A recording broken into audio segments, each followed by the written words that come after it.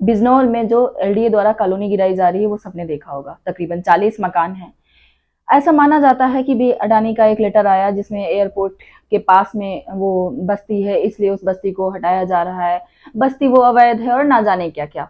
तो खैर वहां की कुछ महिलाओं को रोता हुआ देखा मैंने, कुछ पुरुष अपनी सफाई में दे रहे थे कि भाई मैंने ये रजिस्ट्रेशन करा रखा है, हाउस टैक्स भर रखा है, रोड टैक्स भर रखा है और ना जाने क्या क्या जो भी फॉर्मेलिटीज होती हैं। जाहिर सी बात है किसी ने घर की रजिस्ट्री कराई है तो जितनी फॉर्मेलिटीज होती हैं वो सारी फॉर्मेलिटीज की होंगी।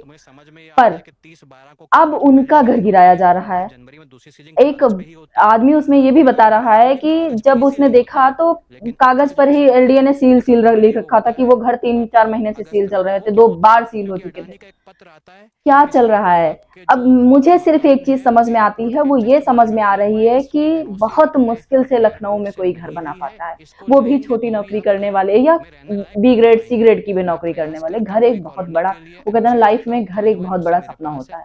अब उसे गिराया जा रहा है, ना ही उसका कोई जुर्माना देने की बात हो रही है, ना ही कोई पता नहीं क्या ही चल रहा है। फिलहाल मैं ये कहना चाहूंगी कि एलडीए पहले जाग जाया करो। कोई भी अवैध green land, yellow land, below land, ये आप ही जानते हो ना कौन सी लैंड है। ये एक नॉर्मल व्यक्ति को कैसे पता चलेगी कौन सी लैंड है? उसका तो ये है भाई बिल्डर एग्रीमेंट हुआ, बिल्डर एग्रीमेंट से पूरी बिल्डिंग बन गई, वो आया घर देखा, घर देख करके अपना लोन वोन कराया और जो भी अब टैक्सेस होते हैं, जो भी एनओसीज होती हैं, वो सब एनओसीज दौड़ दौड़ के लिया और अपना बढ़िया सा गृह प्रवेश किया, 4 रिश्तेदारों को बुलाया और रहना शुरू कर दिया।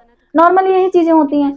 पर बाद में पता चलता है अरे ये तो ग्रीनलैंड में है, ये तो येलो लैंड में है, ये तो ब्लू लैंड में है। क्या ही होता है भाई, मुझे तो समझ नहीं आता। जब मुझे नहीं समझ में आता तो नॉर्मल फैमिलीज को क्या समझ में आएगा?